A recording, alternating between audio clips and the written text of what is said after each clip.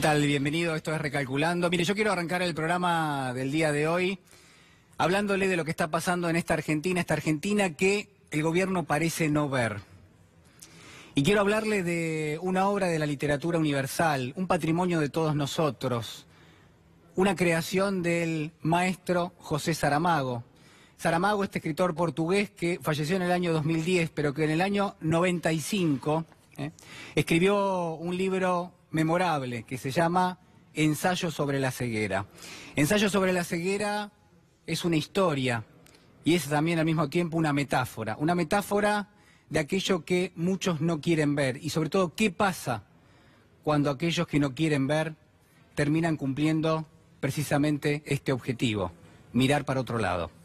Porque la historia le cuenta prácticamente desde las primeras páginas la vida de una persona, que es la vida de miles de personas con el correr precisamente de la historia. La vida de una persona que se detiene con su vehículo, que está conduciendo frente a un semáforo, pone la marcha en punto muerto, mira precisamente la luz roja del semáforo y comienza a pensar en sus cosas, a pensar en su vida, prácticamente en una actitud que remite a cualquiera de nosotros, cualquiera de los días que nos toca vivir. Uno tiene sus cuestiones, tiene sus temas, tiene sus asuntos familiares, su trabajo, sus ocupaciones, tiene lo que es su mundo interior. Y ese mundo interior a veces se ve reflejado en lo que es la ambición, en lo que es quizás la ausencia de generosidad, en lo que tiene que ver con la miseria en muchos aspectos. Pensamos en nosotros mismos más allá de lo que pasa a nuestro alrededor. Esta persona que está mirando ese semáforo en rojo, de pronto descubre algo dramático, algo inesperado en su vida. Y lo que termina pasando es que lo invade una luz blanca y automáticamente se transforma en una persona ciega, en una persona que no puede ver. Describe lo que le está pasando de una forma ineludible, esto es, aparece ante sus ojos algo que le nubla totalmente la visión y que se parece a un mar de leche, a un mar de luz y que está lejos de la oscuridad que uno siempre piensa en la que están sumidos los ciegos. Bueno, en este caso esta persona se ve imposibilitada de ver. Claro, no puede poner en marcha su vehículo, el semáforo ya está en verde. Y sobre todo, Saramago, de una forma magistral, nos cuenta qué están pensando quienes están alrededor de este vehículo. Y empiezan las discriminaciones, empiezan los prejuicios, empiezan las especulaciones, las suposiciones. ¿Qué le pasa a esa persona que no pone primera y con el semáforo en verde no termina arrancando?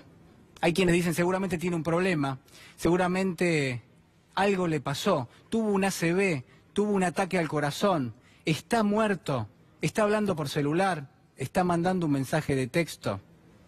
Seguramente se quiere agarrar a trompadas con alguien, tuvo un mal día, tiene un día de furia. Esto es todo lo que piensan quienes están alrededor de esta persona, pero esta persona acaba de quedarse ciega.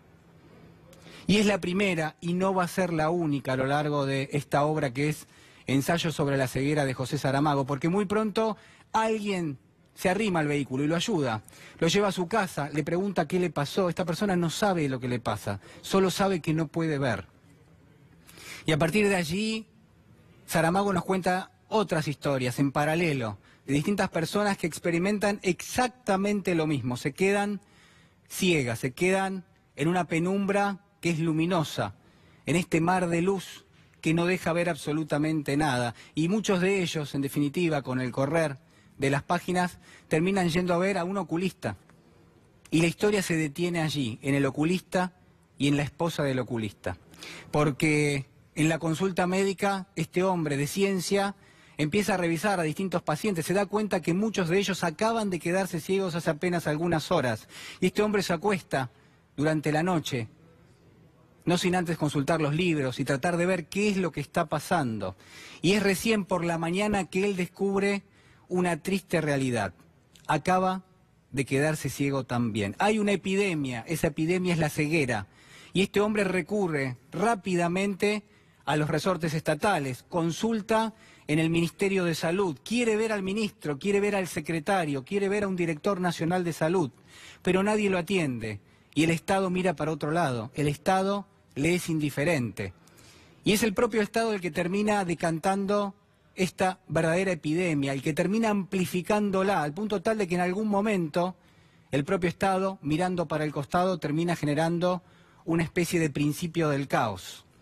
Hasta que alguien se da cuenta que lo que está pasando es una epidemia que empieza a afectar a cientos, a miles de personas en esta ciudad que describe José Saramago. Y cuando el Estado decide abocarse a tratar la cuestión, lo hace de la peor manera, con una negligencia asombrosa. Decide dividir la ciudad en dos, de un lado los que ven, del otro los que quedaron ciegos. Decide meterlos en un mega manicomio. Y es allí donde terminan pasando atrocidades, aberraciones, donde termina dándose una tras otra infracción a la ley, donde ya prácticamente no hay ley, donde el propio manicomio es un verdadero caos y donde el Estado, un Estado indiferente, un Estado negligente, decide retirarse porque no sabe directamente qué hacer. Llegó tarde a la cuestión, no la ha estudiado y cuando intervino lo hizo de una mala manera. Y la ausencia del Estado lo que termina decantando en esta historia es el caos absoluto. El caos se apodera de las calles de la ciudad. Son miles y miles de personas las que han quedado ciegas. Y solo una persona ve en este cuento. Y es la mujer del médico. Es ella la que termina dándonos una de las claves de la historia. Tiene que ver con la discriminación, tiene que ver con la especulación, pero sobre todo tiene que ver con la indiferencia, con la negligencia y con la ausencia de un Estado. Mire, yo quiero en esta noche, además de recomendarle la lectura de este maravilloso libro de José Saramago, Premio Nobel de Literatura en el año 98, fallecido lamentablemente en el año 2010, quiero decirle que esta indiferencia, esta negligencia del Estado, que solo decide abocarse cuando ya es tarde a estas cuestiones, y luego lo que tiene que ver con la ausencia del Estado, que se repliega, que se retira porque ya no sabe qué hacer y porque lo que ha hecho lo ha hecho de mala manera. Yo quiero trazar un paralelismo con lo que está pasando en este momento en nuestro país, con lo que ha pasado con la gestión del presidente Mauricio Macri en los últimos 2 años y medio, porque está claro, y déjeme tomar un ejemplo, déjeme citarle el paradigma de la inflación en la Argentina.